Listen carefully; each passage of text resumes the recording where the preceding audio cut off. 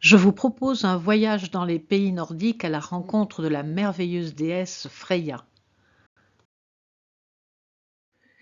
Stéphane Grundy propose une origine pré-indo-européenne à Freya et nous allons voir que les caractéristiques de cette merveilleuse déesse confirment absolument cette origine.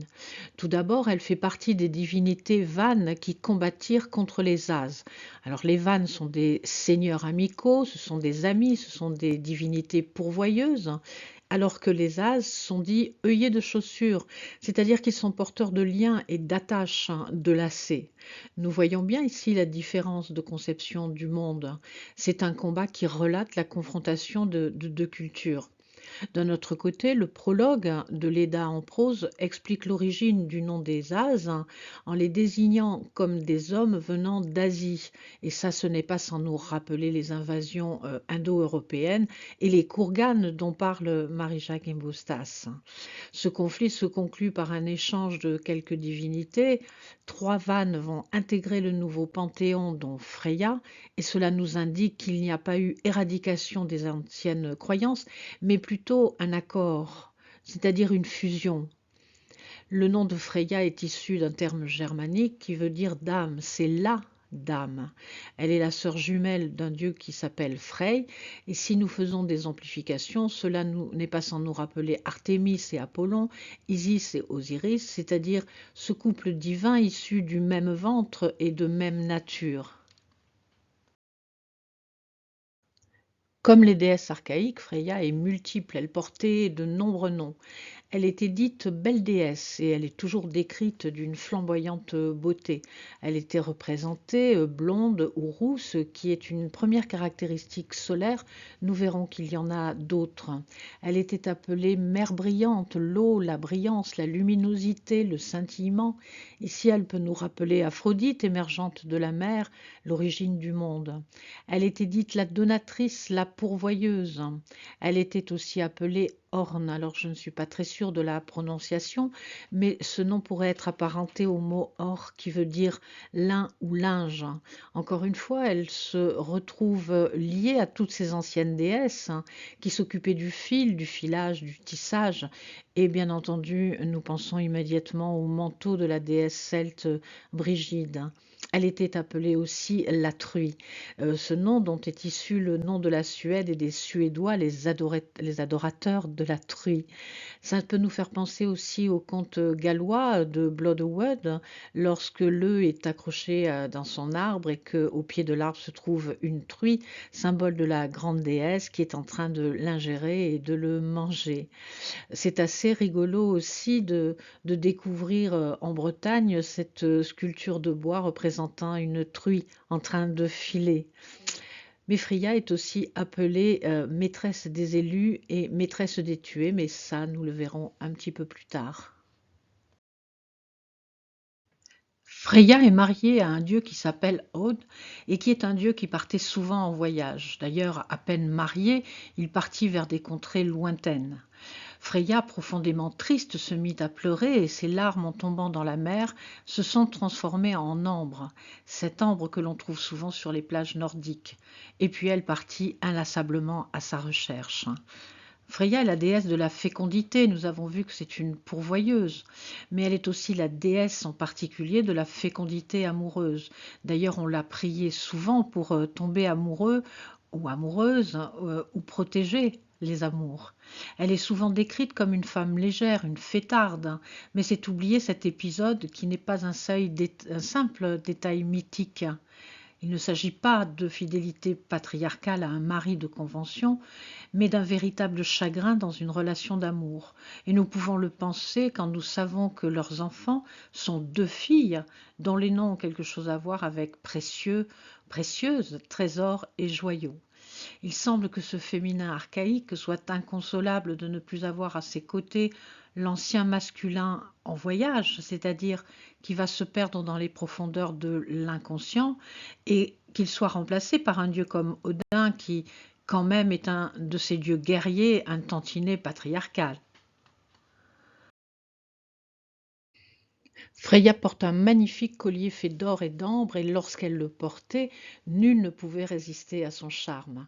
Cette déesse blonde couverte d'or a tout d'un féminin solaire, c'est un féminin solaire rayonnant, lumineux, resplendissant, et qu'elle ait un lien avec le soleil va nous être confirmé par un rite dont nous connaissons l'existence. Lors du solstice d'été, les gens du peuple allumaient des multiples petits feux le long des côtes et des rivières pour offrir un collier à Freya. On voit bien ici le lien entre l'eau, la mer, les rivières, les feux qui sont allumés comme autant de perles d'ambre, et tout cela se fait au moment du solstice d'été, c'est-à-dire le moment où le soleil est le plus présent et le plus haut dans le ciel. Donc on voit bien que ça confirme encore une fois que Freya est une grande déesse solaire. Selon Jean Audry, le nom même du collier serait initialement des feux divins. Seulement pour l'obtenir, ce collier Freya, elle a dû s'unir avec les 4 nains qui l'ont fabriqué. Alors, beaucoup de choses ont été dites sur cet épisode, sur son infidélité, sur Freya la libertine. C'est un peu vite oublier ses larmes d'ambre pour Odd, c'est oublier qu'il est absent, c'est oublier la lecture symbolique que nous pouvons en faire. Pour mieux comprendre le schéma présent, je vous conseille de vous référer aux travaux de Marie-Louise von Franz qui nous explique comment les nains dans les contes et donc par conséquent dans les rêves, dans les mythes et dans la symbolique représentent des animus plus ou moins aboutis et émergents. Or ces nains façonnent le fameux collier qui la rend plus rayonnante et plus solaire que jamais. C'est comme un animus intérieur, besogneux, habile, qui permet à l'anima d'intégrer sa souveraineté. Freya possède un manteau incroyable fait de plumes de faucon.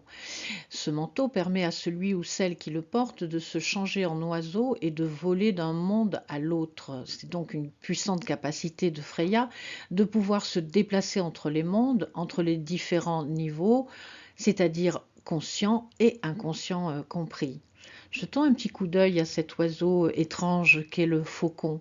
Il est réputé pour avoir le vol en piqué le plus rapide du monde, j'allais dire à la vitesse de la lumière, ou tout au moins à la vitesse de la déesse. D'autre part, les yeux des faucons ont la capacité d'une vue normale et d'une vue lointaine. La vue utilise la moitié du volume de leur cerveau, ce qui est quand même beaucoup, et peut percevoir en même temps 3 zones, une zone frontale en relief et 2 latérales lointaines. Ils sont capables de détecter une proie en vol à plus de 6 km et ça c'est vraiment incroyable. Freya a donc la capacité de se déplacer dans les différents mondes, mais aussi de voir, de discerner vite et parfaitement bien les différents possibles, tout ce qui est caché. C'est une véritable magicienne qui voit sur tous les plans, qui voit le passé, le présent et l'avenir. À noter que la majorité des faucons restent en couple toute leur vie. Nous voici avec les chats de Freya, et c'est à noter car beaucoup de déesses sont plutôt alliées avec des lions. Mais le chat de Freya est tiré par 2 chats bleus, alors des fois on dit qu'ils sont gris ou noirs. Ils sont en tout cas de taille très imposante, ils pourraient être des chats sauvages de forêt norvégienne ou alors des lynx. Sur le plan symbolique, et lorsque des chats apparaissent dans les rêves, nous savons qu'ils représentent le féminin. De cette manière, nous voyons que Freya ne dépend pas d'un masculin, n'est pas assujettie, elle fait entièrement confiance à son féminin, à ses instincts féminins. C'est une déesse parfaitement autonome, comme les plus anciennes déesses, elle est mariée et amoureuse, mais elle n'est pas femme d'eux, elle est totalement souveraine en son royaume. Une et multiple, Freya n'a jamais été scindée en plusieurs parties comme c'est le cas pour des anciennes déesses. Elle est toujours en possession de toute sa souveraineté, de tous ses moyens. Elle est considérée comme la déesse de l'amour, elle était la déesse de l'intimité et de l'attirance entre les personnes. Et ici, c'est assez intéressant si nous la comparons à Aphrodite, Aphrodite déesse de l'amour, qui est accompagnée d'Eros, qui est le dieu de la relation amoureuse. Elle, Freya, elle est tout en même temps. Donc ça, c'est vraiment quelque chose de très archaïque et de très particulier à Freya. C'est aussi une déesse de la sexualité et pourtant ce n'est pas une bobo, ce n'est pas une déesse qui revendique sa sexualité libérée, mais il y a une particularité dans le mythe sur lequel nous devons porter attention, c'est que quand elle est à la recherche et en quête de son mari, elle le fait dans une fantasmagorie amoureuse avec des sentiments, avec le chagrin. Nous savons qu'elle pleure des larmes d'ambre, mais elle est décrite toujours pleine de désir, hein. Et ici, il s'agit du désir charnel. Donc, cette déesse, elle est vraiment très complète, hein. C'est une déesse de la beauté rayonnante, joyeuse, flamboyante, justement parce qu'elle est capable de générer cet amour sur tous les plans. C'est une déesse de la terre et de la fertilité. C'est aussi la déesse des accouchements. On la sollicite pour obtenir les bonnes saisons et nous l'avons vu tout au long de la course solaire, en particulier aux solstices d'été. C'est une déesse que l'on va invoquer lorsque l'on veut acquérir des richesses.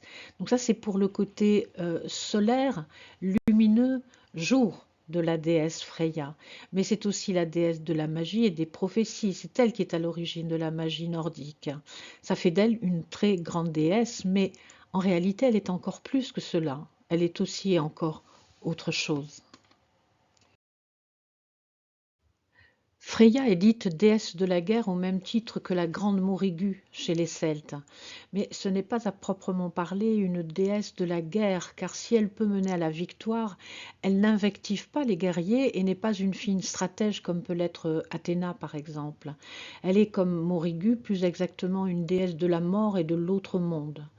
Dans le mythe, parcourant les champs de bataille, elle reçoit la moitié des guerriers morts au combat pour les emmener dans sa demeure appelée pièce au siège nombreux, alors qu'Odin, de son côté, reçoit l'autre moitié dans le fameux et célèbre Valhalla. Pour expliquer ce partage, certains avancent que les guerriers dévolus à Odin sont ceux d'entre eux qui vouent leur existence à la guerre et aux batailles et que l'on nomme les offensifs, alors que les guerriers dévolus à Freya sont ceux qui mènent des combats pour protéger leur famille et leur clan que l'on nomme les défensifs. Je ne sais pas si on peut avoir une image plus claire de la distinction entre deux cultures qui se côtoient. D'un côté, une guerrière et conquérante, et de l'autre orientée sur la défense du clan à protéger. Ici, Freya se révèle héritière souveraine de cet ancien monde d'avant les Indo-Européens, encore grandement actif chez les Nordiques, Freya étant une déesse majeure dans leur panthéon. Elle nous apparaît comme un féminin en possession de tous ses moyens, à la fois solaire, bienfaisant, rayonnant, magicien, intuitif, accompagnant dans la mort. C'est une déesse très proche de la déesse des origines, un féminin sacré dans sa plus belle expression. Le mythe raconté induit les comportements humains et les comportements humains façonnent les mythes de leur côté. À ce titre, nous pouvons voir facilement comme les sociétés nordiques ou celtes n'ont pas totalement modifié, assujetti leurs déesses. Dans le concret, nous savons par des textes poétiques ou des lois anciennes, comme les femmes n'étaient pas perçues sous forme de vilaines personnes à dompter. Ces peuples anciens de l'Europe de l'Ouest n'ont pas adhéré totalement au patriarcat. Et donc leurs déesses, les déesses nordiques comme les déesses celtes ou même les égyptiennes, sont des déesses précieuses qui nous réconcilient avec l'ancestral héritage d'un autre monde et d'une autre perception du monde. Une belle inspiration. Que peut nous dire Freya quand elle apparaît dans un tirage avec l'oracle des gardiennes des mythes, avec un questionnement de type que se passe-t-il après une séparation, à la fin d'une histoire d'amour par exemple. Alors les cartes en présence sont Héra, Freya, Ishtar et Cybèle. Ce qui veut dire que la personne qui tire le jeu par rapport à cette situation est très en colère, elle a un sentiment d'injustice. Pourtant, elle fait face à Freya, c'est-à-dire que en face d'elle se trouve tout un potentiel d'anima, de féminin, de sensibilité, mais de souveraineté. Il semble que la personne n'en ait pas conscience et ne puisse pas y accéder directement, et c'est pour ça qu'elle ressent cette divine colère qui est représentée par Héra. L'origine de la question, c'est Ishtar, ce qui voudrait dire qu'il y a eu un passage un petit peu difficile, hein, une descente aux enfers, comme a pu le vivre Ishtar, et c'est sans doute cette descente aux enfers qui a fait et qui a généré cette forte colère que nous voyons avec Héra. La réponse directe en bas, c'est Cybèle. Cybèle, c'est aussi, un peu comme Freya, une déesse qui possède tout son potentiel, qui est complètement souveraine. C'est une grande magicienne, hein, c'est vraiment une grande déesse des origines. Donc ça voudrait dire que cette colère, elle ne va pas durer. Après ce passage, cette descente dans les enfers, le potentiel que représente Freya va permettre d'arriver à la souveraineté de Cybèle, hein. Et l'énergie qui se trouve au milieu, c'est Astarté, c'est-à-dire la bonne étoile, hein, ce qui nous indique que le cheminement peut se faire à condition de garder la confiance, à condition de suivre sa bonne étoile. Et à ce moment-là, il y aura possibilité d'accéder donc à la souveraineté et à la puissance de Cybèle. Freya est une des rares déesses à ne pas avoir été scindée en plusieurs morceaux, et les tentatives de diabolisation n'ont pas fonctionné avec elle. C'est dire tout l'amour que lui portait l'humanité. Si son compagnon naturel est égaré et qu'elle le pleure, cela ne l'empêche pas de rayonner sur le monde et de nous consoler dans sa grande salle là, de l'autre côté. Avec Freya, il reste un fol espoir dans la magie du monde. Avez-vous bien observé vos chats ?